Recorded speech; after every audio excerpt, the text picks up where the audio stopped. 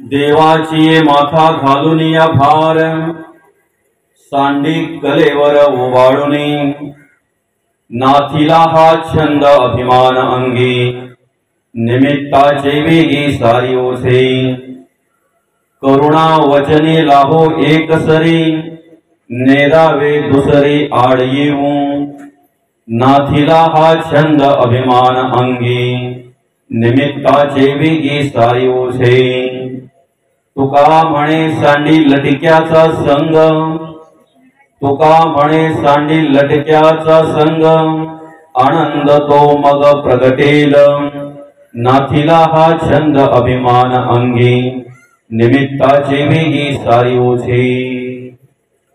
प्रस्तुत प्राप्त समयी आजच्या या प्रवचन रूपी सेवेकरिता घेतलेला अभंग देऊचे सुप्रसिद्ध साधू वैराग्याचे महामेरू जगद्गुरु जगद्वंदनीय श्री संत महंत श्रीमंत श्री तुकाराम महाराज आणि श्री महाराजांच्या गाथेतील तुम्हाला जो नरदेह भगवंताच्या कृपेने प्राप्त झालेला आहे, पांडुरंग परमात्म्याच्या कृपेने जो नरदेह प्राप्त झालेला आहे, हा मनुष्य देह तुम्हाला मिळाल्यानंतर जन्म होता क्षणी त्याच्याबरोबर मृत्यू ठरलेला आहे। ज्याप्रमाणे नाण्याच्या दोन्ही बाजू असतील तर नाणं चालतंय, तशी एक बाजू जन्माची आहे आणि दुसरी बाजू त्याच्याच बरोबर आलेली मृत्यूची आहे। मृत्यू प्रत्येकाला आहे। ज्या लोकांमध्ये आपण जन्माला आलेलो आहोत त्या लोकांचं नावच आहे मृत्यू लोक। आणि या लोकांविषयी सांगत असताना, या लोकांची ओळख करून देत असताना असं म्हटलेलं आहे शास्त्रामध्ये, यत् दष्टम तत् नष्टम, जे दिसतंय ते नासतंय। आणि मग जर हा देह नाशिवंत आहे, हा देह जाणार आहे, तर देह जाण्याच्या आधी, देहाचा नाश होण्याच्या आधी या देहाने काय करावं,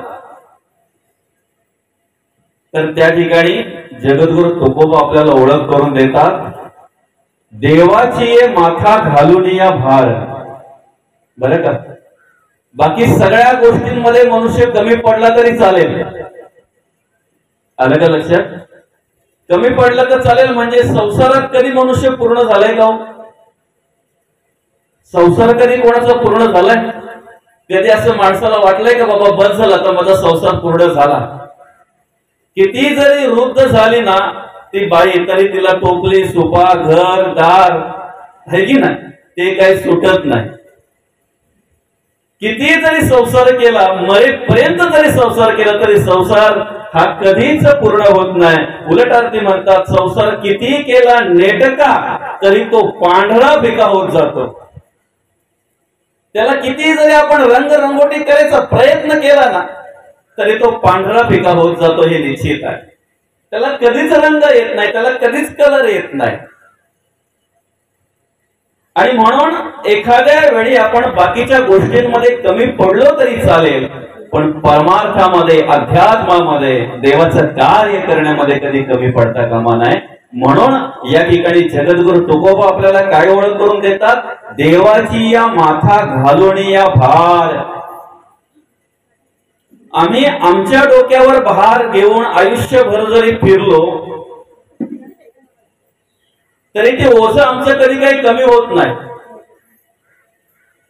आम्हाला सुख प्राप्ती होत नाही, आम्हाला समाधानाची प्राप्ती होत नाही। फक्त आम्ही ते ओझं नुसतं माथा प्रपंचाचे ओझे घेऊन म्हणे माझे माझे बुडताही न सोडे पुंजे कुळाभिमान। माथ्यावर प्रपंचाचं ओझं घेऊन नुसतं आम्ही इकडे तिकडे भरंगळत असतो, फिरत असतो, धावत असतो नुसता। बरं का, बुडायला आलो तरी आम्ही ते सोडत नाही, प्रपंचाचं ओझं सोडायला मागत नाही। बुडायची वेळ झाली तरी आम्ही ते प्रपंचाचं ओझं सोडत नाही, नाही सोडत, ते सुटत नाही आम्हाला, एवढं चिटकलेलं असतंय, आहे की नाही? घरातले सगळे सांगतात आई आता तुने मस्त बसायचं, देवाचं नामस्मरण करायचं, वेळेला जे मिळेल ते ग्रहण करायचं, खायचं, आनंदात परमार्थ करायचा. गावामध्ये सप्ताह असेल तिथे जा, मंदिरात जा, देवाचं नामस्मरण कर. तुला काही इथे संसारात लुडबुड करायची गरजच नाही. आता सुना आहे तुझ्या मस्त की नाच सुना आल्या मस्त, आता सगळं काही चाललंय व्यवस्थित, बरोबर आहे की ना. पण तरी सुद्धा ते काय बोलते माहितीये का, मी माझ्या आयुष्यामध्ये सगळं सांभाळलंय, तशा पद्धतीने माझ्या सुना नाच सुना सांभाळतील, माझा काही विश्वास नाही. म्हणून मी जर लक्ष नाही घातला, मी जर ध्यान नाही दिलं, तर माझ्या संसाराचा वाटोला लावल्याशिवाय राहणार नाही. मावशी तुझ्या सासूला पण असाच वाटायचा, आहे की नाही? तिच्या सासूला पण तसंच वाटायचा. आमचंही तसंच आहे. आजा गेला, पणजा गेला, बाप मसने गेला, देखत देखत नातू पडतो तोही तैसा झाला. आमच्या आजोबाला वाटायचं त्यांच्या मुलाला म्हणजे आमच्या वडिलांना काही करायला लागू नये म्हणून भरपूर कमवून ठेवावं. बरं का, वडिलांना धावपळ करावी लागलीच. वडिलांनाही वाटलं पाहिजे, वडिलांनाही वाटलं होतं की माझ्या मुलांनी बसून खावं, आनंदात राहावं, मजा करावी, एवढं कमवून ठेवायचंय मला की माझ्या मुलांना कुठल्याही प्रकारे त्रास होता कामा नाही. आपल्यालाही धावपळ करायला लागतेच. आपल्यालाही जर तेच वाटत असेल तर कधीतरी आपण विचार केला पाहिजे, आपण कमवू नये असं नाही, आपण ते सगळं काही मिळवू नये असं नाही. अन्न वस्त्र आणि निवारा या तिन्ही प्रकारच्या गरजा जर आपल्याला पूर्ण करायच्या आहेत तर निश्चित आपण आपल्या जीवनामध्ये धावपळ केलीच पाहिजे. पण हे सर्व काही करत असताना जे ओझं आपण आपल्या डोक्यावर घेतोय ना, ते आपण आपल्या डोक्यावर न घेता ठेविले आनंद तैसेची राहावे, चित्त असू द्यावे समाधान. देवाची ये माथा घालून या भार, सगळं जीवांचं करीत असे सांभाळ तुझं मोकळीला ऐसे कैसे. अगदी सूक्ष्माहून सूक्ष्म जीवापर्यंत ते अगदी मोठ्यात मोठ्या जीवापर्यंत सगळ्या जीवांचा सांभाळ जर तो भगवंत करतोय, तो पांडुरंग परमात्मा करतोय. आम्ही तर त्या पांडुरंग परमात्म्याचे भक्त आहोत, आम्ही तर त्या पांडुरंग परमात्म्याचे दास आहोत, आम्ही तर त्या पांडुरंग परमात्म्याचा परमार्थ करतोय, नामस्मरण करतोय. मग तुझं मोह कळलेला ऐसे कैसे. फक्त त्या देवावर भार घातला पाहिजे, देवाची माथा घालून या भार. आणि मग या ठिकाणी जगद्गुरु तुकोबा म्हणतात, हे कलेवर सांडायचं आहे ना, जाणं निश्चित आहे बरं का. नाशिवंत देह जाणार सकळ, आयुष्य खातो काळ सावधान.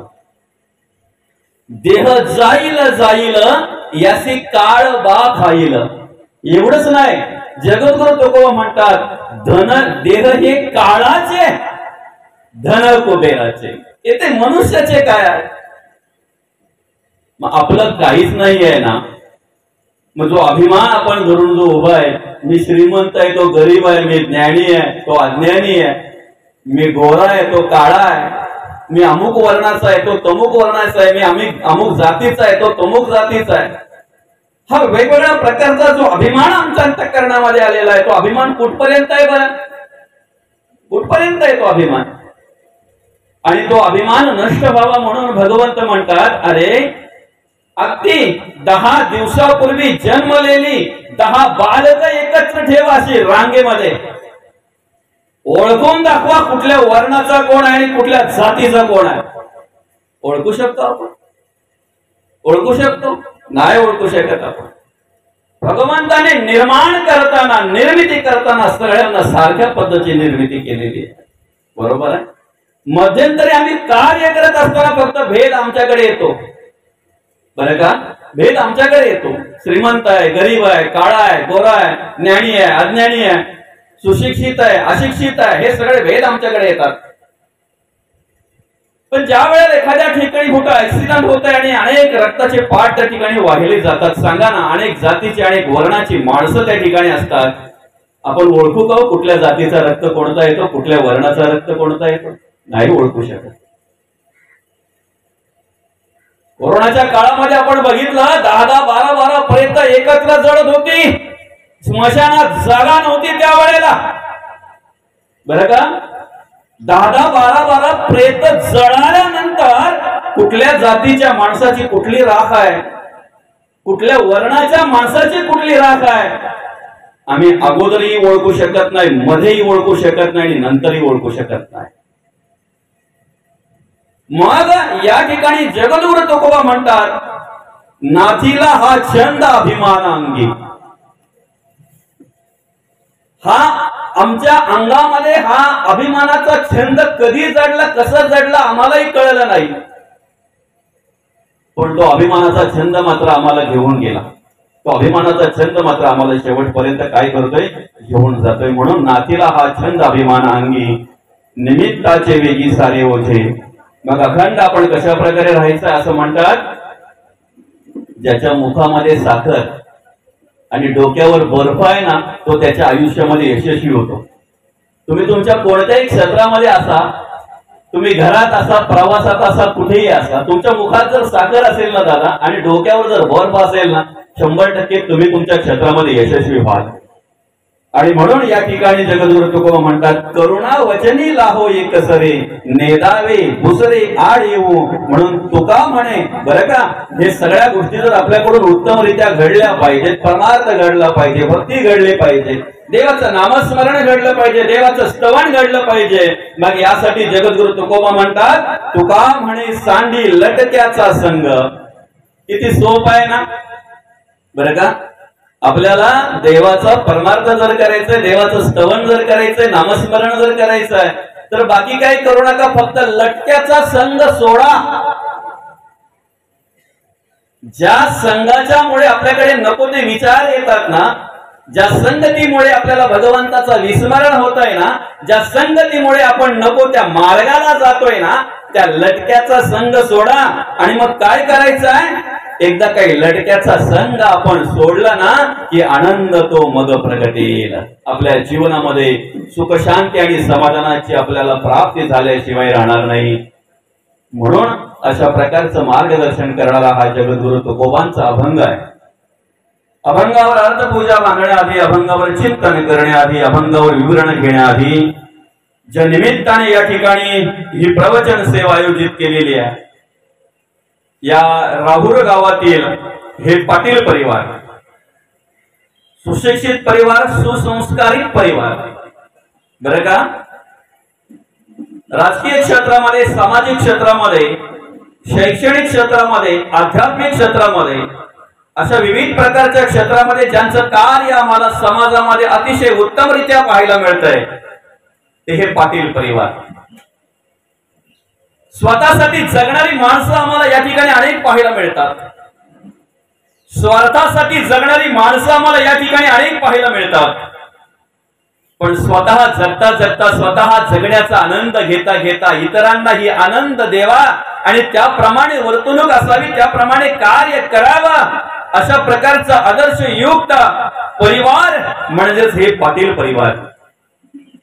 आणि या पाटील परिवाराचे पिताश्री हरिभक्त परायण वैकुंठवासी काठोड लहू पाटील, बाबांचं वृद्धापकाळाने 20 जून रोजी निधन झालं. आणि त्यांच्या उत्तर कार्यांच्या निमित्ताने आज आपण या ठिकाणी ही प्रवचन सेवा आयोजित केलेली आहे.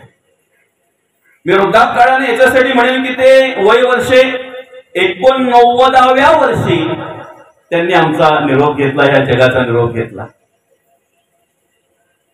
माऊली, ज्या ज्या वेळी देवाकडे आम्ही प्रार्थना करतोय की नाही, आम्हाला तर वाटत नाही की ह्या वयापर्यंत आम्ही पोहोचू बरं का. आणि कोणी अपेक्षा पण करू नये, कोणी अपेक्षा पण करू नये की ह्या वयापर्यंत आम्ही पोहोचणार, कारण कलियुग आहे.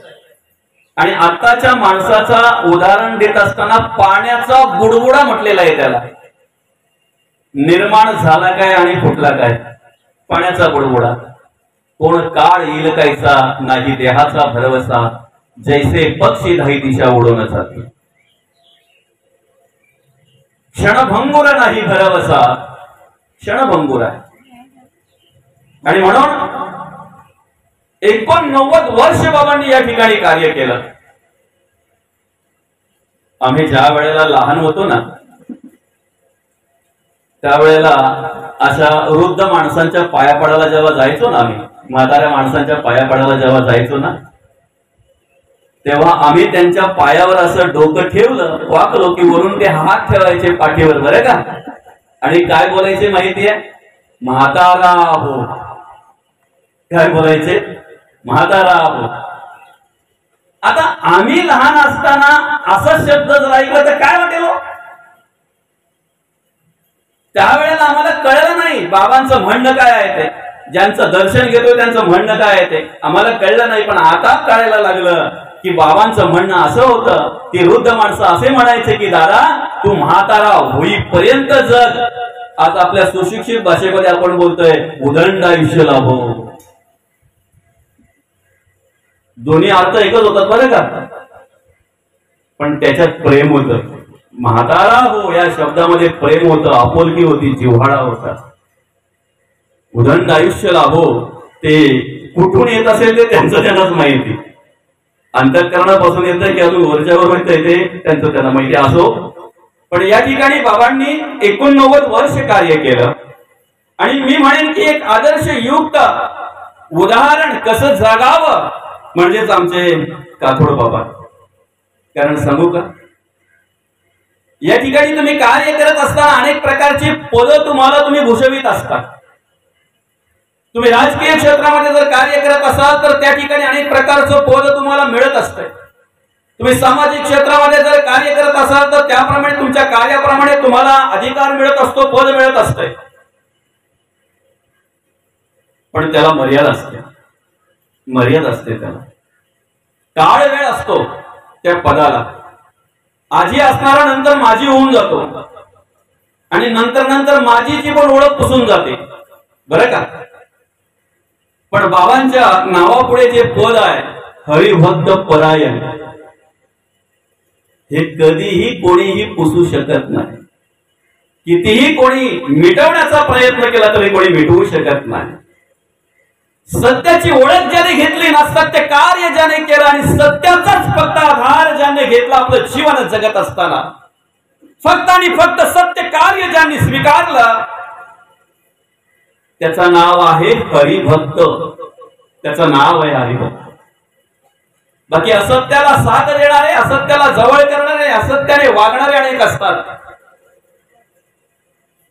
म्हणून स्वतः आनंदी राहता राहता तो आनंद इतरांना कसा देता येईल, स्वतः समाधानी राहता राहता ते चिरकाल टिकणारं समाधान, ते निरंतर टिकणारं समाधान इतरांना कसं देता येईल.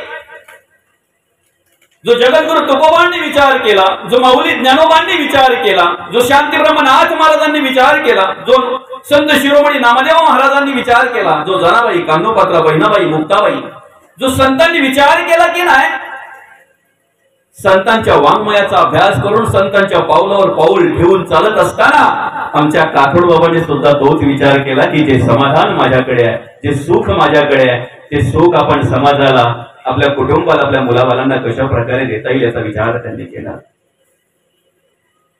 आणि म्हणून एवढं तर आमच्याकडून होणार नाही, बरं का. त्र्यंबकेश्वरची वारी दिंडी करत असताना जवळजवळ 22 वर्ष ती वारी त्यांनी केली न चुकता. 22 वर्ष त्र्यंबकेश्वरची वारी केली. आणि एवढंच नाही तर ब्रह्मगिरी प्रदक्षिणा 17 प्रदक्षिणा त्यांनी पूर्ण केल्या.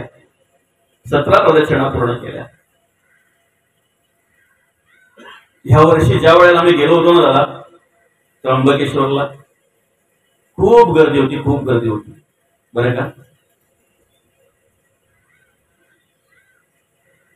एक एक मिनिटाला फक्त एक एक पाऊल पडत होता पुढे पुढे पुढे पुढे पुढे पुढे अशी अवस्था होती. जवळजवळ 12 तास लागले होते त्या गर्दीमुळे, बरं का. 12 तास. पण त्या गर्दीतून अनेकांच्या मुखातून एकच ऐकायला मिळालं, जीवनात यावं तर एकच वारी करावा, बरं का. त्याला कारण काय माहिती आहे का, या 17 वाऱ्या बाबांनी आणि 17 प्रदक्षिणा, 22 वाऱ्या आणि 17 प्रदक्षिणा बाबांनी कशा पूर्ण केल्या असतील. ज्याला पांडुरंग परमात्म्याचं सामर्थ्य आहे, बळ आहे, तोच माणूस फक्त हे कार्य करू शकतो, अन्यथा त्याच्या मनामध्ये निष्ठा पाहिजे, अंतःकरणामध्ये निष्ठा पाहिजे, श्रद्धा पाहिजे, तर त्याच्याकडूनच हे कार्य होऊ शकते, अन्यथा हे कार्य होऊ शकत नाही. आणि या ठिकाणी आध्यात्मिक क्षेत्रामध्ये खरं तर आज त्यांच्या मुलांकडे जे काही कार्य आम्हाला पाहायला मिळते, जे विचार पाहायला मिळतात, कोणी कन्या पुत्र होती जे सात्विक, बरं का, कन्या पुत्र सात्विक होण्यासाठी आई वडिलांची संस्कार आणि संस्कृती छान लागते, संस्कार चांगले लागतात. कारण तुमच्याकडे असलेले चांगले विचार जे काय आहेत, तुमच्याकडे असलेले चांगले गुण जे काय आहेत ना, ही देणगी, हे संस्कार आई वडिलांचे असतात, हे आम्ही स्वाभिमानाने सांगू शकतो. बरं का, आपल्याकडे असलेले चांगले विचार, चांगले गुण, ही जी देणगी आहे ना, हे संस्कार आई वडिलांचे असतात. कारण प्रत्येक आई वडिला वाटत असतंय माझ्या मुलीने चांगली कर्म करावी, माझ्या मुलांनी चांगली कर्म करावी, माझ्या मुलांनी चांगलं जगावं, चांगलं राहावं. जो क्षेत्र त्यांनी निवडलं असेल त्या क्षेत्रामध्ये त्यांनी अतिशय चांगल्या प्रकारे प्रगती करावी आणि त्याची प्रगती व्हावी म्हणूनच देवाकडे प्रार्थना करणार. हे जगातलं एकमेव दैवत असेल तर त्या दैवताचं नाव आहे आई वडील. आणि म्हणून आमचे पुंडलिक दादा असतील, आमचे सदानंद दादा असतील आणि आमचे परमस्नेही आमचे मित्र सुभाष दादा असतील, त्याचप्रमाणे आमच्या पमाताई असतील, नंदाताई असतील, कल्पनाताई असतील, लताताई असतील, सविताताई असतील, या मुलांवर त्यांनी चांगल्या प्रकारचे संस्कार केले. आज या मुलांचं समाजामध्ये चांगल्या प्रकारे कार्य आम्हाला पाहायला मिळत आहे. राजकीय क्षेत्रामध्येही, सामाजिक क्षेत्रामध्येही, आध्यात्मिक क्षेत्रामध्ये सुद्धा मी स्वतः अनुभवलेलं आहे. ते आध्यात्मिक क्षेत्रातलं कार्य या परिवाराचा मी स्वतः अनुभवलेलं आहे. ही चांगले विचार जे असतात ना, आपुलिया हिता जो असे जागता, धन्य माता पिता तयाची या, हे आई वडिलांचे संस्कार असतात. ही आई वडिलांची खूप मोठी देणगी असते. आणि म्हणून मी या ठिकाणी सांगू इच्छितोय, पुंडलिक दादा आहेत, सदानंद दादा आहेत, सुभाष दादा आहेत, आमच्या 5 जणी बहिणी आहेत. मला माहिती नाही आहे बाबांचं शिक्षण किती होतं आणि आईचं शिक्षण किती होतं, बरं का. कदाचित आई साहेब शिकलेले असतील की नसतील हेही माहिती नाहीये, पण ह्या 8ही मुलांवर त्यांनी संस्कार करण्यामध्ये ते कुठे कमी पडले नाहीत, हे त्यांच्या आचरणावरून आम्हाला कळत आहे.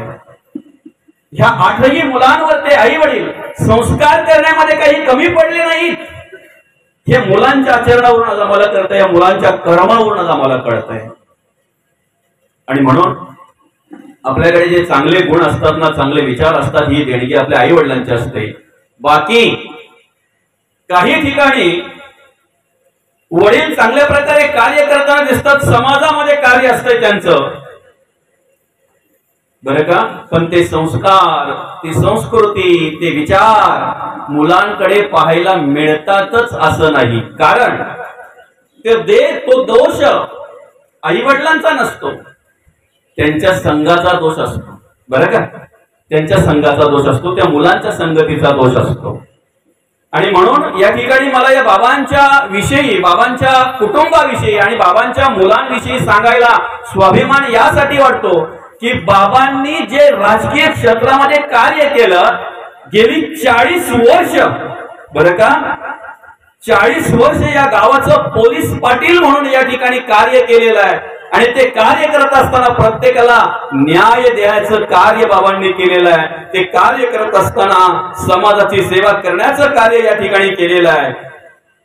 आणि पोलीस पाटील म्हणून या ठिकाणी कार्य करत असताना आपलं नाव, आपलं कुटुंब, आपला समाज कुठल्याही प्रकारचा कालिमा लागणार नाही, कुठल्याही प्रकारचा डाग लागणार नाही, याची दक्षता त्यांनी घेतली. आणि समाजामध्ये, कुटुंबामध्ये अतिशय चांगल्या प्रकारे आज जरी ते देहाने गेले असतील तरी त्यांच्या विचाराने, त्यांच्या कर्माने, त्यांच्या कार्याने मात्र निश्चित ते आपल्या बरोबर असणार आहेत.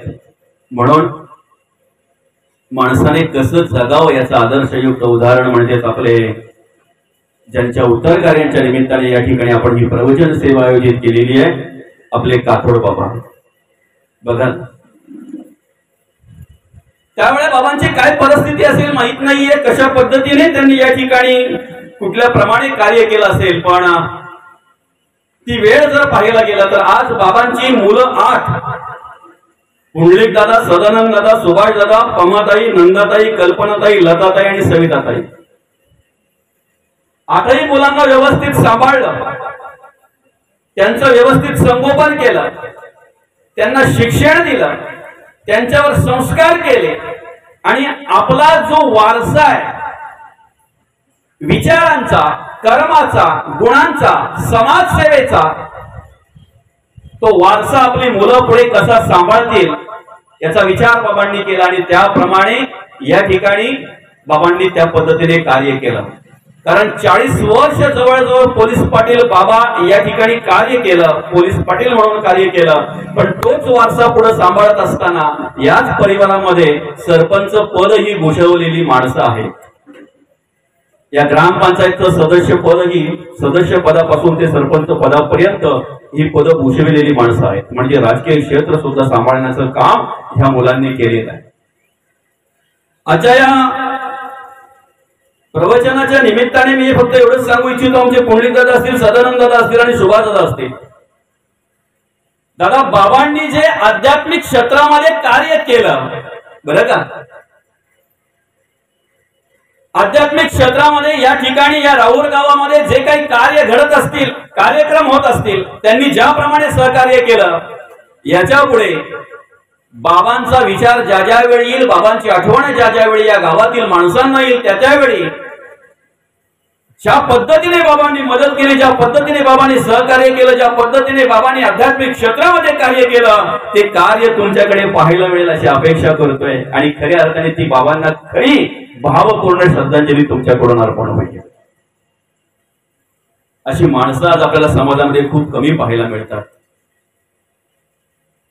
आध्यात्मिक क्षेत्रामध्ये कार्य, फक्त राजकीय क्षेत्रामध्ये कार्य करणारे भरपूर पाहायला मिळतील, पण समाजकार्य, आध्यात्मिक क्षेत्र, राजकीय क्षेत्र या सगळ्या क्षेत्रांमध्ये सर्वांना सांभाळून व्यवस्थितरित्या सर्वांशी प्रेमाने वागून, सर्वांना प्रेम देऊन, सुख शांती समाधानाचा विचार करून आणि अशा प्रकारे वागणारी माणसं खूप कमी पाहायला मिळतात. आणि खऱ्या अर्थाने या ठिकाणी कार्य करत असताना मनुष्य त्रिगुणात्मक कार्य करत असतो. काही राजस विचाराची माणसं पाहायला मिळतात, काही तामस विचाराची माणसं पाहायला मिळतात. राजसी, तामसी आणि सात्विक या तिन्ही गुणाचं दर्शन आम्हाला होत असतंय. ज्यांना पांडुरंग परमात्म्याचा संग झाला, ज्यांना संतांचा संग झाला, संतांच्या गुणांचा विचार ज्यांनी केला, आध्यात्मिक क्षेत्राचा विचार ज्यांनी केला, ते सात्विक गुणाकडे वळले जातात. अन्यथा ज्यांना संतांचा संग झाला नाही, संत काय त्याची ओळख सुद्धा ज्यांनी घेतली नाही, फक्त जगले स्वार्थासाठी आणि स्वतःसाठी, फक्त स्वतःचा आणि स्वतःचाच विचार करून जे जगले, त्यांची विभागणी या 2 गुणांमध्ये होते, राजस आणि तामस. बरं का, राजसी माणसाला काय आवडतंय, त्याला मनाचं मनोरंजन असलं का बाबा मजा वाटते त्याला, बरं का, राजसी माणसाला. म्हणून प्रवचनाकडे सुद्धा तो मनोरंजन म्हणूनच पाहत असतोय, टाइमपास म्हणून पाहत असतोय. तामसी माणसाला तमाशा करायला आवडतो, तमाशा पाहायला पण आवडतो ना, तमाशा करायला पण आवडतो. तमाशा पाहायला पण आवडतो आणि तमाशा करायला पण आवडतो तामसी माणसाला. सात्विक माणसाला मात्र हरिभक्तीशिवाय, हरिभजनाशिवाय दुसरं काही आवडत नाही. राजसी माणसाला चमचमीत आवडत, तामसी माणसाला तिखट, बरं का, आणि झटका असं की नाही ते आवडत. सात्विक माणसाला मात्र पांडुरंग परमात्म्याचं नामस्मरण करता येईल, दोन्ही हात जोडून ते अन्न म्हणून ब्रह्म, ब्रह्म अन्न हे पूर्ण ब्रह्म म्हणून ग्रहण करता येईल अशा प्रकारची त्याची आवड असते. तामसी माणूस काही वेळेला समूल नष्ट होतो, त्याचं नाव पण शिल्लक राहत नाही. राजसी माणसाकडे पुनरावृत्ती होत असते विचारांची, आणि म्हणून पुनरपि जननम पुनरपि मरणम जननी जठरी शयनम, परत येणं जाणं होत असते त्याचं. पण सात्विक मनुष्य मात्र त्या ठिकाणी मुक्त होत असतो, देवाच्या चरणाशी प्राप्त होत असतो, देवस्वरूप त्याला प्राप्त होत असतो. या सगळ्या ज्या गोष्टी आहेत ना, त्या आपल्या गुणांवर आधारित आहेत, आपल्या कर्मावर आधारित आहेत, आपल्या विचारांवर आधारित आहेत.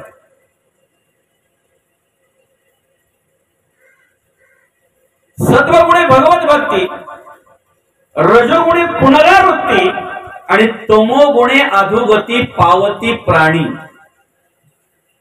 कसं सांगितलंय बघा, सत्वगुणे भगवत भक्ती घडणार आहे, रजोगुणे पुनरावृत्ती होणार आहे आणि तमोगुणे अधोगती पावती प्राणी. कुठल्या गुणांनी आपण काम करायचंय, कार्य करायचंय आपल्यावर अवलंबून. भगवंताने प्रत्येकाची निर्मिती करताना कुठल्याही प्रकारचा दोष नाहीये, कुठल्याही प्रकारचं वेगळंपण नाहीये, कुठल्याही प्रकारचा भेद ठेवलेला नाहीये. प्रत्येक माणसाची निर्मिती जर पाहायला गेला तर त्या ठिकाणी कुठल्याही प्रकारचा भेद दिसून येत नाही. मुळे उदक तीक्ष्ण असते, नाना वल्लींमध्ये जाते, संग दोष तैसे होते, आम्ल तीक्ष्ण आणि कडवट. भेद जो पाहायला मिळतो तो आमच्या गुणांनी, आमच्या विचारांनी, आमच्या संघाने.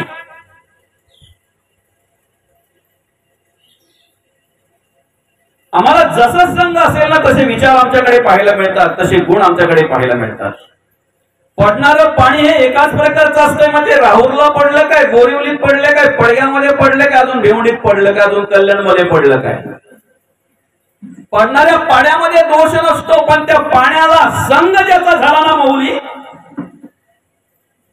त्याप्रमाणे त्या ठिकाणी ते गुण आम्हाला पाहायला मिळतात, त्याप्रमाणे तो रंग त्या ठिकाणी पाहायला मिळतो, त्याप्रमाणे ते विचार त्या ठिकाणी आम्हाला पाहायला मिळतात. पडणारा पाण्याचा थेंब जो आहे ना, तो जर एखाद्या तापलेल्या लोखंडावर पडला ना तर त्याचं नाव पण शिल्लक राहत नाही, नावही शिल्लक राहत नाही.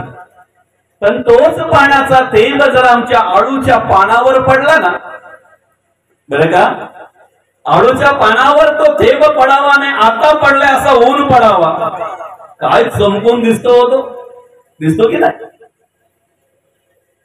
कमलाच्या फुलावर, कमलाच्या पानावर पडलेला तो पाण्याचा थेंब मोत्यासारखा चमकून दिसतो, मोत्यासारखा. पण तोच पाण्याचा थेंब जर समुद्राच्या शिंपल्याच्या संपुटात पडला ना तर त्याचा मोतीच होतो, हे मात्र निश्चित. त्याच्याही पुढे जाऊन सांगू, समुद्रामध्ये अनेक शिंपले असतात, पण सगळ्याच शिंपल्यांच्या संपुटामध्ये मोती सापडत नाही. तसे या ठिकाणी माणूस म्हणून अनेकांना जन्माला घातलेला आहे. करोडो नाही, अब्जाच्या पुढे माणसं आहेत, अब्जावधी माणसं आहेत, अगणित माणसं आहेत. सगळेच परमार्थ करत नाहीत, सगळेच देवाचं नामस्मरण करत नाहीत, बरं का. देवाला मानणाऱ्या माणसालाही देवच सांभाळतोय. फरक बघा काय आहे. देवाचं कार्य करणाऱ्या माणसाला देव सांभाळतोय, पण देव नाही आहे म्हणणाऱ्या नास्तिकाला सुद्धा देव सांभाळतोय. देव कधीच कोणाचा अवहेल करत नाही, देव कधीच कोणाचा तिरस्कार करत नाही, देव कधीच कोणाला बाजूला टाकत नाही. आम्ही कुठल्या गुणांमध्ये आहोत ना, आम्ही कुठल्या कर्माचरणामध्ये आहोत ना, त्याचा विचार आम्ही केला पाहिजे. एखाद्या विचाराची पुनरावृत्ती जर आमच्याकडे होत असेल, तोच विचार जर परत परत आमच्याकडे येत असेल, काही कारण नसताना, काही काम नसताना, ज्याच्यामध्ये आमचं अनहित आहे असा विचार जर परत परत तोच जर आमच्या अंतःकरणामध्ये येत असेल तर समजायचा हा रजोगुण आहे. मारा, तोडा, झोडा, फोडा, हिंसात्मक आणि हिंसा करण्याचाच विचार जर आमच्या अंतःकरणामध्ये निर्माण होत असेल की जेणेकरून ज्या गुणांनी, ज्या विचारांनी अधोगती प्राप्त होते, समजायचा हा तामसी आहे.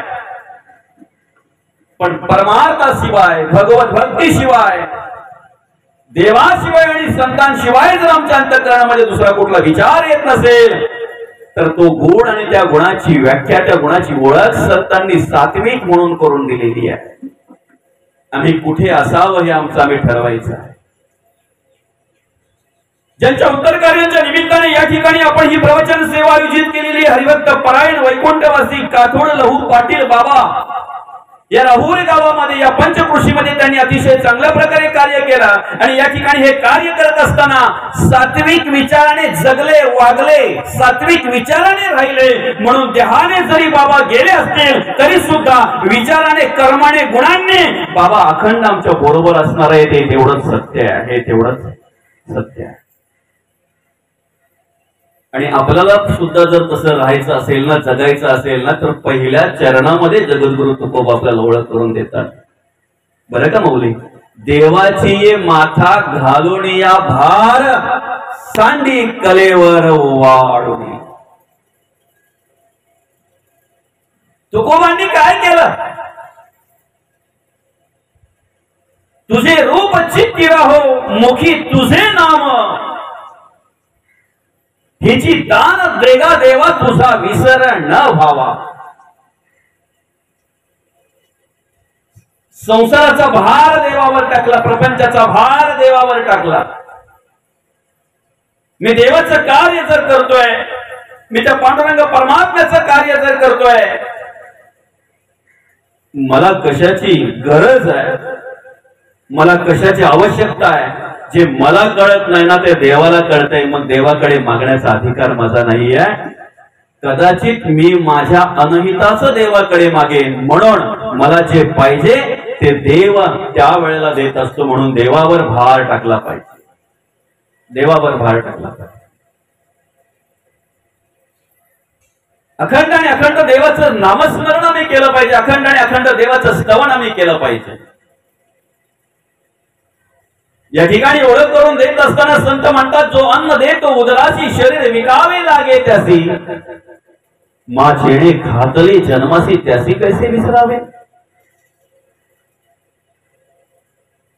आमच्या पिचभर पोटासाठी 4 पैसे मिळावेत, अन्न मिळावं म्हणून आम्ही एक अख्खा दिवस एखाद्या माणसाला शरीर विकून टाकतोय. त्याने सांगावं दगडी उचलतोय, त्याने सांगावं रेती उचलतोय, त्याने सांगावं पावडा घे, तिथे थोडस खोल, ते काम आम्ही करतोय. त्याने सांगावं पिकवान घे, अमुक काम कर, त्या पद्धतीने आम्ही करून टाकतोय. त्याने जसं सांगावं तसं आम्ही वागावं का, त्याचं आम्ही का ऐकतोय, त्याचं आम्ही स्मरण का ठेवतोय, त्याची आम्ही आठवण का करतोय, किंवा 4 चव्हाणमध्ये त्याची परत परत आम्ही स्तुती का करतोय. 300 रुपये हजेरी होती, माझं काम पाहून त्याने मला 350 दिले. अरे जो अन्न देतो उदराशी शरीर विकावे लागे त्यास, मग जेणे मा घातले जन्मासी त्यासी कैसे विसरावे. माझ्याने घातले जन्मासी त्यासी कैसे विसरावे. मला नरदेह ज्याने दिलेला आहे, मला माणूस म्हणून या ठिकाणी जन्माला घातलेला आहे, त्या देवाला विसरून चालेल का? माणूस म्हणून जन्माला घातलेला आहे.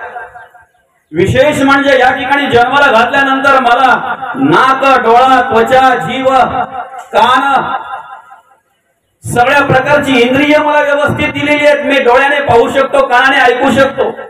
दादा, ज्याला इंद्रिय नाहीयेत ना, एखादा इंद्रिय नसेल त्याला विचारा त्या इंद्रियाची किंमत काय आहेत म्हणून आपल्याला किंमत कळत नाही. ज्या वेळेला एखाद्या डोळ्यामध्ये काहीतरी कचरा जातोय ना, त्यावेळेला सहज फुंकर मारून जर तो निघाला नाही, काही प्रयत्न करून ड्रॉप टाकून जर तो निघाला नाही, तर माणसाच्या मनामध्ये काय काय विचार येतात बघा. आणि मग त्याला कळतंय जर डोळा गेला तर एक आहे एक्स्ट्रा, तरी सुद्धा एकाचा विचार करतोय. नरदेह देऊन सुद्धा आम्हाला इंद्रिय ज्या भगवंताने व्यवस्थित दिलेली आहेत, जो भगवंत आमच्या इंद्रियांकडून सगळ्या प्रकारची कर्म कार्य करून घेतोय, ती कार्य करण्यासाठी सामर्थ्य देतोय. चैतन्य ब्रह्म म्हणून आमच्या अंतःकरणामध्ये जे देव कार्य करताय, साक्षी ब्रह्म म्हणून आमच्या अंतःकरणामध्ये जे देव कार्य करताय, सगुण असून निर्गुण स्थितीमध्ये अंतरात्मा म्हणून आम्हाला सांभाळताय. ताट पुढ्यात आल्यानंतर आता आमच्या हाताला चालना देतोय, आमच्या हाताला चालना दिल्यानंतर तो घास वळवायला चालना देतोय, घास जवळ तोंडाजवळ आल्यानंतर तोंडाला चालना देतोय, तोंड आ करायला चालना देतोय, तो तोंड घास आतमध्ये गेल्यानंतर आमच्या दातांना चालना देतोय, जिभेला चालना देतोय, ते आतमध्ये गेल्यानंतर त्याची कुठे विल्हेवाट लावायची मौली बरं का, ते सुद्धा कार्य जो भगवंत करतोय त्या देवाला आम्ही का विसरावं बरं. नरदेह दिलेला आहे म्हणून विसरू नये.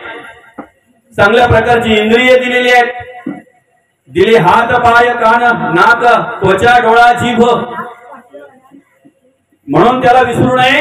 आणि विशेष म्हणजे बाजारात कुठेही विकत न मिळणार आयुष्य आम्हाला भगवंताने दिलेलं आहे म्हणून देवाला विसरू नये दादा.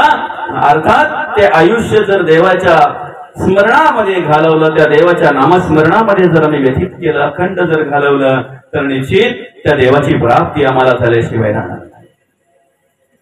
देवावरच भार का घालायचा आहे.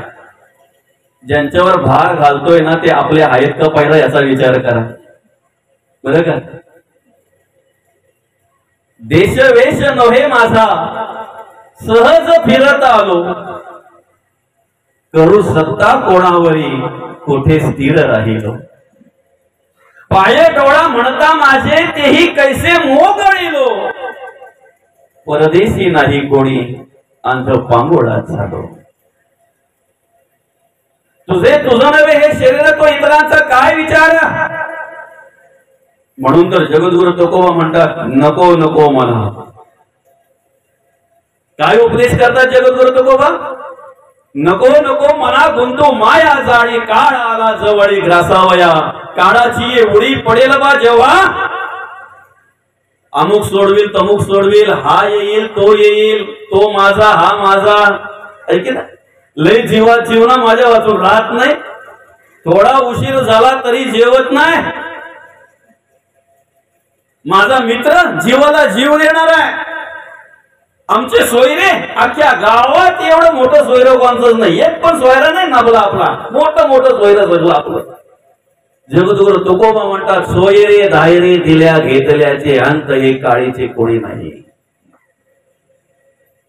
म्हणून जगद्गुरु तुकोबा म्हणतात काळाची एवढे पडेल बा जेव्हा, सोडविना तेव्हा माय बापा. सोडविना बंधू पाठीची बहीण शेजेची कामिण दूर आहे. सोडविना राजा देशीचा चौधरी आणि सोयरी भले. राजा असता मृत्यूला लक्ष कोटी कबूल झाला तरी सोडिना तयाला मृत्यू काही. मग काय सोडवणार आहे, कोण सोडवणार आहे आपल्याला. ज्यांच्यावर विश्वास ठेवून आपण हे सगळं काही कार्य करतोय, ज्यांच्यासाठी हे सगळं आपण कार्य करतोय, वाल्या कोलीचा जर विचार केला तर वाल्या कोली हे सगळं करायचं बरे का. वाट सरूंना मारायचा, त्यांच्याकडे जे काही असेल ते घ्यायचा, जे मिळेल ते त्याच्यावर त्याचा उदरनिर्वाह करायचा. तो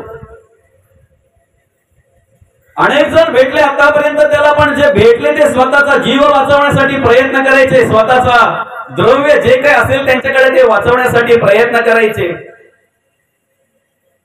माणसाच्या आयुष्यामध्ये अनेक माणसं माणसाला भेटत असतात, अनेक मित्र माणसाला भेटत असतात, अनेक सोयरे माणसाला भेटत असतात. पण जोपर्यंत त्यांच्या आयुष्यामध्ये सत्संग मिळत नाही ना, संतांचा संग होत नाही ना, तोपर्यंत आयुष्य व्यर्थ असते, तोपर्यंत आयुष्याला किंमत शून्य असते. त्याला कारण आहे बघा. आतापर्यंत या वाल्या कोळीला अनेक भेटले, अनेक प्रकारचे भेटले, गरीब भेटले, श्रीमंत भेटले, अनेक विचारांची माणसं भेटली, अनेक प्रकारची माणसं भेटली, अनेक प्रकारच्या गुणांची माणसं भेटली, अनेक प्रकारच्या कर्माची माणसं भेटली. पण जी जी त्याच्या तावडीत सापडली ना, ती फक्त आणि फक्त आपला जीव वाचवण्यासाठी प्रयत्न करत होते, आपल्याकडे असलेला द्रव्य वाचवण्यासाठी प्रयत्न करत होते. पण ज्या वेळेला नारदाच्या रूपामध्ये सत्संग झाला ना, संत मिळाले ना, त्यावेळेला पहिला प्रश्न केला, तू काय करतो हे सगळं काय बरं का. तेव्हा त्याने सांगितलं वाट सर्वांना मी मारतोय, त्यांच्याकडे जे काही द्रव्य असेल ते घेतोय आणि त्याच्यावर माझा उदरनिर्वाह करतोय. तुमच्याकडे काय आहे ते द्या. आणि मग नारद मुनी म्हणतात अरे माझ्याकडे काय आहे ते जर घेतलं तर तुझा उद्धार झाल्याशिवाय राहणार नाही. काढला विना गळ्यातला त्याच्या गळ्यात टाकणार तेवढ्या तो बाजूला तर अरे म्हणे हे काय देतोय मला, माझ्याकडे हेच आहे म्हण. नारद मुनी काय म्हणतात माझ्याकडे हेच आहे, घेतोय. घेतला तर उद्धार होईल म्हणे, बरं का. पण जोपर्यंत वाल्या कोली आहे ना तोपर्यंत त्याला ते आवडत नाही. आलं का लक्षात. ते विचार जोपर्यंत आहेत ना, ती कर्म जोपर्यंत आहेत तोपर्यंत त्याला ते आवडत नाही. मग विचारलं त्या वाल्या कोळीने नारद मुनींना, अजून तुमच्याकडे वेगळं काय आहे का? म्हणे आहे ना, ते पण जरी घेतलं तरी उद्धार होईल. म्हणे काय? घे ना, नारायण नारायण. आणि मग सांगितलं त्याला, मग विचारलं, दादा तू हे सगळं काय करतोय बरोबर आहे, कोणासाठी रे? कोणासाठी करतोय? मुलाबालांसाठी, बायको पोरांसाठी, घरादारासाठी, कुटुंबासाठी? जाऊन विचार त्यांना, वाटेकरी आहेत का? गोष्ट खूप मोठी आहे, आपल्याला वेळेअभावी जरा पुढे पुढे सरकायचं आहे. जाऊन विचारलं बाईला, वाटेकरी आहे का? इंगळी चावल्याचं सोंग केलं. म्हणे नाही. जर तुम्ही इंगळीच्या वेदना जर माझ्या घेऊ शकत नाही तर तुम्ही पापाने आणताय की पुण्य करून आणताय? आणणं तुमचं कर्तव्य आहे, घर सांभाळणं तुमचं कर्तव्य आहे, जबाबदारी पार पाडणं तुमचं कर्तव्य आहे. तुम्ही लोकांना लुबाडून आणता, घाम ओढून आणता, कष्ट करून आणता, मेहनत करून आणता, की अजून कशा प्रकारे आणता आम्हाला माहिती नाहीये. जर इंगळी चावल्याचं वेदना जर तुम्ही घेऊ शकत नाही तर तुमच्या पापाला वाटेकरी सुद्धा आम्ही नाही. माणसाचे डोळे तेव्हाच उघडतात माऊली, ज्या वेळेला काहीतरी प्रसंग येतो ना तेव्हा डोळे उघडतात. आणि मग एकदा डोळे उघडले ना तर मग तो बोलतो, यो संसार, ही पोरा, ह्या घर सगळं या, मी चाललो जंगलात. असं वाटतंय ना माठावर जावणारा. कधी जोपर्यंत सगळं काही मनाप्रमाणे चाललंय तोपर्यंत मंदिरात जायला मागत नाही माऊली तो. जोपर्यंत सगळं मनासारखं चाललंय तोपर्यंत गावात सप्ताह असू द्या, हरिनाम सोहळा असू द्या, नाही जायला मागत तो. म्हणतो काय देवाने मला कमी केलंय, कशासाठी जाऊ ते तर सांगा. काय म्हणतोय तो?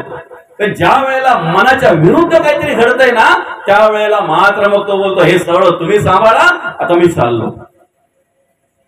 कसं जाऊन जमेल दादा? सगळं जर तू केलेलं आहे, मुलं बालं पोरा बाला घरदार नाही का माऊली, सगळं जर तू केलेलं आहे तर ते सोडून चालेल? ऋणानुबंधाच्या गाठी आहेत आणि ऋण नाही फेडले तर पुन्हा तुला पुनरपी जननम पुनरपी मरणम पुनरपी जननी जठरी शयनम. माऊली म्हणतात, उपजेते नासे नासे ते पुनरपी दिसे, हे घटिका यंत्र तैसे परिभ्रमेगा. पुन्हा येणं जाणं आहे मग. आणि म्हणून कार्य करत असताना आपण याची ओळख घ्यायची. हे कुठपर्यंत आहे? कुठपर्यंत आहे ते? घराच्या आवारापर्यंत आपली बाई असेल दादा, गावाच्या शिवेपर्यंत आपली माणसं असतील, आपली मुलंबाळ असतील, अग्नी लागेपर्यंत फार फार नातेवाईक थांबतील, घरातली माणसं थांबतील. ज्या वेळेला अग्नी दिली जाते ना, ज्या मुलांसाठी तो माणूस जगला, ज्या कुटुंबासाठी त्याने घाम गळाला, मेहनत केली, कष्ट केले, कितीतरी धके चपेटे सोसले त्याने, पण बिचारा एकटाच जळत असतो रे. आणि एकट्याला जळावं लागतं हे मात्र निश्चित आहे. पण आम्हाला संतांनी सांगितलेलं आहे, जगी ज्यास कोणी नाही त्यास देव आहे. त्या ठिकाणी सुद्धा स्मशानामध्ये महादेव आम्हाला सांभाळत असतात. हे मात्र तेवढंच सत्य आहे, कारण स्मशानात महादेवाचं वास्तव्य आहे. कधीतरी त्या एकट्या जळणाऱ्या माणसाकडे पाहावं आणि निरीक्षण करावं, काय आहे रे. काही वेळात त्याची आता राख होणार आहे, काही वेळात ती माती होणार आहे, अस्थि सुद्धा गंगेमध्ये विसर्जन केलं जाणार आहे. काय राहतंय, काय राहतंय दादा बघा. आणि कोण आहे शेवटच्या वेळेला सोडवणारा? कोण आहे? पैसा, अडका, धन, संपत्ती, बरं का, यापैकी काय झालं माहितीये का? एका बाईची बहीण वगैरे, भाऊ वगैरे सगळे आध्यात्मिक विचाराचे, परमार्थिक विचाराचे, ज्या वेळेला त्या मावशीकडे यायचे, त्या ताईकडे यायचे भाऊ, ज्या वेळेला त्या बहिणी यायच्या त्यावेळेला सांगायचे, अगं आपल्या सगळे माळकरी आहेत, मस्त सगळे आनंदात परमार्थ करतायत, तू कधी घालशील का माळ? त्यावेळेला तिचं उत्तर असायचं मी घालणार आहे. मलाही वाटतं की तुम्ही सगळ्या मालकरी आहेत ना, माझे भाऊ पण सगळे मालकरी आहेत ना, सगळ्या बहिणी मालकरी आहेत ना, मला पण वाटते मनापासून माळ घालावं, पण मी एवढ्यात नाही घालणार बरं का, मी एवढ्यात नाही घालणार, मी नंतर घालणार. पुन्हा कधीतरी भेट झाली ना की त्या ताईचं त्या भावांचं त्याला तेच सांगणं असायचं. आता तर काय झालं माहितीये का, मुलाचं लग्न झालं आणि सूनबाई पण माळकरी मिळाली. आता शेजारी बोलायला लागल्या काय ग तुझी सून पण मालकरी बरं का. तेव्हा ती बाई बोलायची घालेन ना मी घालेन, मला जेव्हा वाटेल तेव्हा मी घालेन, तुम्ही मला आग्रह करू नका. आणि खरं आहे स्वतःच्या अंतःकरणपूर्वक जर वाटलं तर ठीक आहे, आग्रह करून नाही चालत. आग्रह करून घातलेल्या कितीतरी आता वाहून गेल्या माऊली आहे की ना. कितीतरी गावामध्ये महिला अशा आहेत ते नवऱ्यांनी माळ घातली म्हणून त्या बाईनी पण हौशीत घातली नाही, अडकली रे बिचारी अडकली. त्याला काय नाही, त्याला काय चार मित्र भेटले नाही का माऊली, असे कितीतरी आहेत. असू द्या चला ठीक आहे, तो विषय आपला नाही. फक्त आपला विषय काय आहे की ती बाई बिचारी, त्या बाईला नेहमी ते भाऊ सांगायचे, त्या बहिणी सांगायच्या. आता आजारी पडली खॉट मध्ये आहे, 3 महिने झाले. 3 महिने आता पाहायला यायला लागल्यानंतर पण ते सांगायला लागले की माणसाच्या बरोबर काहीच येत नाही. एक वेळ माणसाचा करवटा सुद्धा काढला जातो, पण माणसाच्या गळ्यात असलेली तुळशीची माळ मात्र काढली जात नाही. नवे तुमच्या गळ्यात जर तुळशीची माळ नसेल ना तर त्या तुळशीचा हार तरी, तुळशीच्या त्या पानांचा मंजुलांचा हार तरी घालून करून आणि घालतात आहे की नाही. असो ठीक आहे. 6 महिने झाले, वर्ष झाला, ती बाई खॉट मध्ये पडले. आता काय सांगायला लागले की तुला जर मोकळं व्हायचं असेल, सुटायचं असेल तर आता जे दिवस तुझे राहिले असतील ना, आम्ही तर म्हणतो दिवस काय तासच उरलेले आहेत, आता तरी विचार कर. पण नाही ना, शेवटी ज्या वेळेला तिला समजलं की आता माझं संपलेलं आहे सगळं, काही वेळातच मी जाणार आहे, तेव्हा ती अशी खूण करायला लागली बरं का. बोलता येत नाही आता, वाचा गेली तिची, पण माऊली अशी खूण करायला लागली ती. आणि खून केल्याबरोबर आता मात्र घरातल्यांना आनंद वाटला की किती वेळ आहे तो माहित नाहीये, किती आयुष्य पुढे आहे ते माहित नाहीये. पण जाता जाता आईला स्वतःला इच्छा झाली आणि घरामध्ये नवीन माळ आणून ठेवली होती बरं का. कारण आई कधीतरी सांगेल, आई बोलायची ना. पण माऊली ज्या वेळेला ती माळ काढली आणि आईच्या गळ्याजवळ आईच्या डोळ्यांपुढे नेली, त्या वेळेला आईने हात झटकला, माळ बाजूला गेली. आता मात्र घरातली नाराज झाली, विचार करायला लागले की अरे एवढ्या दिवसापासून सगळे मागे लागलेत, एवढ्या दिवसापासून त्या बाईची इच्छा होती, आता स्वतःहून सांगते, गळ्याकडे असा हात दाखवते आणि माळेसारखं असं काहीतरी दाखवते. ती बोलता येत नाही पण डोळ्यामध्ये स्पष्ट दिसतंय. माळ आणल्याबरोबर झटकली, बाजूला काढली ती. आता घरातले विचार करायला लागले आईचं नेमकं म्हणणं काय आहे. मुलीला निरोप केला. मुलगी ज्या वेळेला ते आईला पाहायला आली त्यावेळेला त्या मुलीने ज्या वेळेला ती खूण बघितली तेव्हा भावांना सांगितलं, कपाटातली ती माल आहे ना आईची पुतल्यांची, ती आणून घाला. 5 मिनिटात बाईने आवरला ना माल घातल्याबरोबर, 5च मिनिटात. आणि या सांगोवांगी नाही, सत्य घडलेल्या गोष्टी आहेत. इकडे माऊली म्हणतात 8व्या अध्यायामध्ये 6व्या श्लोकामध्ये यम यम वापी स्मरण भावम त्यजत्यन्ते कलेवरम तम तमेवन्ति कोणते सदा तद्भाव भावितः. बरं का, तुम्ही तुमच्या आयुष्यामध्ये ज्याच्यावर प्रेम करतायत, ज्याला जीव लावतायत, जी आवड म्हणून तुमच्या अंतःकरणामध्ये निर्माण होते, ज्याच्याविषयी ती वस्तू जर तुम्हाला शेवटच्या वेळेला आठवत असेल आणि जी वस्तू तुम्हाला शेवटच्या वेळेला आठवते तीच वस्तू जर तुम्हाला मरणोत्तर प्राप्त होत असेल तर भगवंत म्हणतात, तेवी जीतेनी अवसरे जे अवडोनी जीवी उरे ते मरणाचेही मेरे फार हो लागे आणि मरणी जया जे आठवे तो तेची गती ते पावे. म्हणून भगवंत म्हणतात, म्हणून बजावे मातीची तुवा. ज्याच्यावर प्रेम आहे, ज्याच्यावर जीव आहे, जी आवड आमच्या अंतःकरणामध्ये निर्माण झालेली आहे, ती जर आम्हाला शेवटच्या वेळेला आठवत असेल आणि जी शेवटच्या वेळेला आठवते तेच जर आम्हाला मरणोत्तर प्राप्त होत असेल, तर मी म्हणेन आम्ही प्रत्येक क्षणाला, आम्ही प्रत्येक वेळेला, घडीने घडी, प्रत्येक पल न पल आम्ही काय केलं पाहिजे? भगवंताचं नामस्मरण केलं पाहिजे. आणि म्हणून जर भगवंताचं नामस्मरण घडत असेल तर निश्चित आमची शेवटची वेळ सुद्धा उत्तम असेल, चांगली असेल, हे मात्र निश्चित आहे. आता बघा, ज्यांच्या उत्तर कार्याच्या निमित्ताने या ठिकाणी आपण ही प्रवचन सेवा आयोजित केलेली आहे, या पाटील परिवाराचे पिताश्री कैलासवासी काथोड बाबा हरिभक्त परायण आयुष्यभर त्यांनी परमार्थ केला, चांगल्या प्रकारची कर्म केली, चांगल्या प्रकारचं कार्य केलं त्यांनी. आणि या ठिकाणी चांगल्या प्रकारे कार्य करत असताना भगवंताचं नामस्मरण केलं. जे कार्य आपण करायला हवं ते कार्य त्यांनी अखंडपणे केलं. आणि ते कार्य करता करता, भगवंताचं नामस्मरण करता करता आपला, तुमचा, आमचा सगळ्यांचा सृष्टीच्या नियमाप्रमाणे, शास्त्राप्रमाणे आपला सगळ्यांचा निरोप घेतला. मी तर म्हणेन सगळ्यांच्याच नशिबामध्ये हे भाग्य नसतंय, पण नसलेलं भाग्य सुद्धा आपण आणू शकतो. बरं का? जन्म कुठे व्हावा हे आमच्या हातात नाहीये, मृत्यू कुठे व्हावा, कसा व्हावा, कधी व्हावा हे आमच्या हातात नाहीये. पण जन्म आणि मृत्यू याच्या मधला जो काळ आहे, ज्याला आम्ही आयुष्य म्हणतोय, ज्याला आम्ही जीवन म्हणतोय, ते आयुष्य निश्चित आमच्या हातात आहे.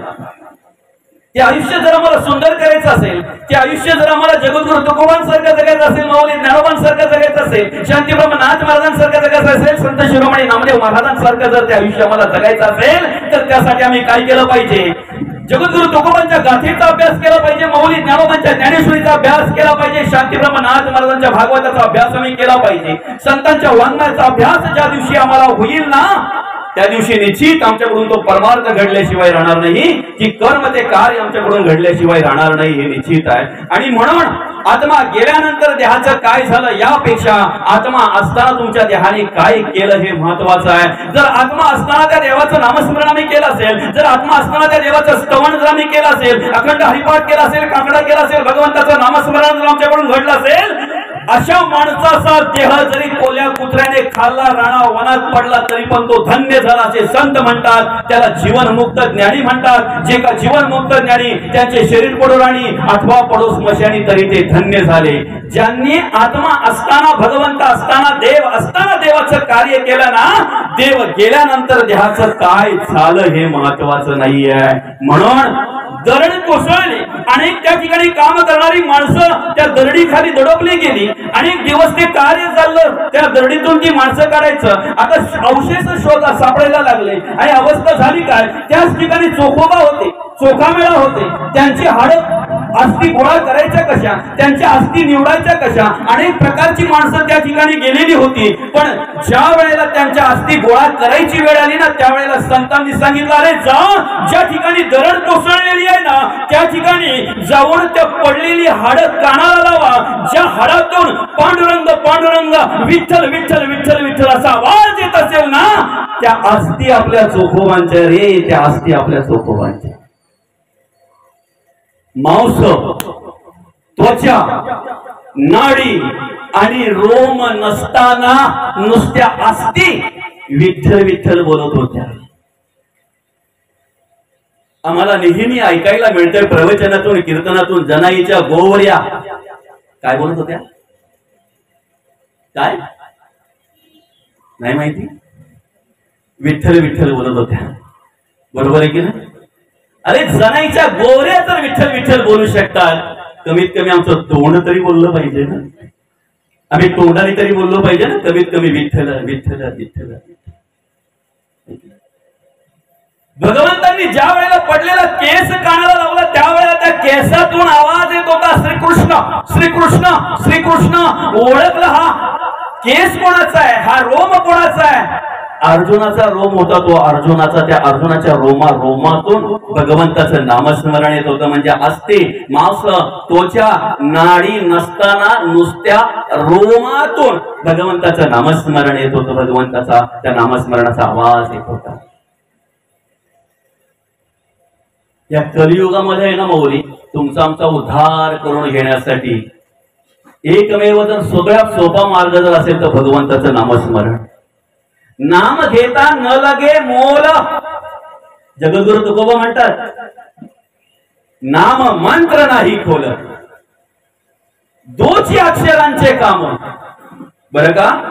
आणि मग त्या वल्ल्या कोलेने ज्या वेळेला त्याला कळलं त्यावेळेला आल्यानंतर साष्टांग नमस्कार घातला. कोणाला? नारद मुनींना. आणि विचारलं, आता फक्त उद्धाराचा मार्ग सांगा. उद्धाराचा मार्ग म्हटल्यानंतर मग त्याला सांगितलं, आता भगवंताचं नामस्मरण कर. एकमेव उपाय आहे भगवंताचं नामस्मरण. सगळ्या बंधनातून, सगळ्या वासनेतून, सगळ्या विचारातून मुक्त होण्याचं सामर्थ्य त्याच्यातून मिळत असते, प्राप्त होत असते. आणि मग काय करतो? आता भगवंताचं नामस्मरण कर. मग काय? राम राम राम राम नावाचा जप कर दादा. तो म्हणते मला राम बोलता येत नाही. मरा बोलायला लवकर ये. बोल ना, चालेल ना. कारण काय सांगू का, शास्त्रामध्येही मांडलेलं आहे, तुम्ही स्पष्ट उच्चार करा किंवा बोबडे बोला. नामस्मरण करणाऱ्याला, स्पष्ट उच्चार करणाऱ्याला जे काही नामातून प्राप्ती होते, बोबडा उच्चार करणाऱ्याला ही तीच प्राप्ती होते, वेगळं नाही. आणि त्याचा उल्लेख केलेला आहे की तुम्ही कशाही प्रकारचं नामस्मरण जरी केलं, काम करता करता केलं काय आणि देवाच्या प्रतिमेच्या पुढे शांत बसून केलं काय, दोघांना सारखीच प्राप्ती आहे. त्याच्याही पलीकडे सांगू का, कृता, त्रेता, द्वापार आणि कली हे चारही युगाचं वर्णन करत असताना शास्त्रामध्ये सांगितलेलं आहे भगवंताने. कृतामध्ये, सत्ययुगामध्ये पूर्णपणे सत्य कार्य होतं. सत्य कार्य होतं, जरा सुद्धा पाप नाही. बरं का? जरा सुद्धा पाप नाही. त्रेतामध्ये 25% पाप आलं, द्वापारामध्ये 50-50 झाली, 50% पाप आणि 50% पुण्य झालं. आणि कलियुगामध्ये आता आपण विचार करा काय येते. बरं का? कलियुगामध्ये आपण विचार करा काय येते. भगवंताने सांगितलं कृता, त्रेता आणि द्वापार. द्वापारामध्ये, कृता, त्रेता आणि द्वापार या तिन्ही युगामध्ये मी दशावताराने कार्य करणाऱ्या मत्स्य, कूर्म, वराह, नृसिंह, वामन, परशुराम, राम, कृष्ण, बौद्ध आणि कल्की, कलियुगामध्ये साधू पुरुषांच्या रूपामध्ये मी कार्य करणार आहे. म्हणून तुकिता तुडनेसी ब्रह्म तुकासी आले. हे उदाहरण आहे. लोपले ज्ञान जगी हित नेणती कोणी, अवतार पांडुरंग नाम ठेविले ज्ञानी. साधू पुरुषांच्या रूपामध्ये मी कार्य करणार आहे, भगवंत म्हणतात. आणि म्हणून कलियुगाचं आयुष्य आहे दादा 4,32,000 वर्ष. सगळ्यात कमी, तिन्ही युगापेक्षा कमी 4,32,000 वर्ष कलियुगाचं आयुष्य आहे. द्वापाराचं आयुष्य कलीपेक्षा डबल 8,64,000 वर्ष. त्रेतायुगाचं आयुष्य 12,96,000 वर्ष. आणि कृता म्हणजे सत्ययुगाचं आयुष्य आहे 17,28,000 वर्ष. बरं का? असं म्हणतात कृतामध्ये माणसाला 1,00,000 वर्ष आयुष्य होतं. म्हणून तर आपण म्हणतो ना, हजारो वर्ष तपश्चर्या करणारे ऋषीमुनी, हजारो वर्ष त्यांना तेव्हाच तपश्चर्या करायला मिळाले ज्या वेळेला 1,00,000 वर्ष आयुष्य होतं. भगवंताने त्रेतामध्ये एक शून्य काढला, 10,000 झाले. द्वापारामध्ये त्यातलं पण एक शून्य काढला, 1000 वर्ष झालं. आणि कलीमध्ये त्यातलं पण एक शून्य काढला. आता कलियुगामध्ये शतवर्षाची गणना रे तुम्ही वासुदेव वासुदेव म्हणा. शतवर्ष वय निमिले, त्यात बालपण नेता गेले, तारुण्य वेचले विषयांकडे, वृद्धपणी नाना रोग भोगणे लागे कर्म भोग. आता भगवंताचा योग कोणे वेळे. 100 वर्ष आयुष्य दिलेले पण तेवढं मिळत नाही. किती असेल सांगू शकत नाही. आलेली वेळ फक्त आपली आहे, आलेली वेळ आपली आहे. उद्याचा सूर्य पाहिन की नाही पाहिन सांगू शकत नाही. उद्याचा दिवस पाहायला मिळेल की नाही मिळेल सांगू शकत नाही. रात्रीच्या वेळी जेव्हा आम्ही डोळे मिटतोय ना, त्यावेळेला सकाळचा सूर्य पाहायला मिळेलच, तो आमच्या नशिबात असेलच असं नाही. म्हणून रात्रीचे डोळे मिटण्याच्या आधी भगवंताचं नामस्मरण करा. डोळे उघडल्या बरोबर भगवंताचं नामस्मरण आल्याशिवाय राहणार नाही मुखामध्ये. आणि अखंड देवाचं नामस्मरण जर आमच्याकडून घडत असेल तर नामस्मरण हा कलियुगातला सगळ्यात साधा सोपा उद्धाराचा मार्ग आहे, उद्धाराचा मार्ग आहे. बाकी सगळे पारतंत्रात आहे. योग याग विधी येणे नो हे सिद्धी, सगळे पारतंत्रात आहेत. तुमच्याकडे आर्थिक बळ असेल तर तुम्ही पूजा घालू शकता, होम हवन करू शकता. जर मांत्रिक असेल तर त्याची पण बिलागी तुम्हाला परवडली तर बरी, त्याची पण दक्षिणा तुम्हाला परवडली तर बरी, बरं का. आणि ते पण सगळे पूजा करायच्या हेतूनेच येतात असं नाही काय, टीकेचा भाग नाही बरं का, सत्य हकीकत आहे. ते पण सगळे पूजा करण्याच्या हेतूनेच येतात असं नाही काय. फक्त पूजा आणि पूजा करण्याच्या हेतूनेच जर रावण आला असताना, लंका कोणाची ती माहिती तुम्हाला? कुबेराने महादेव आणि आईसाहेब पार्वती मातेला दिलेली ती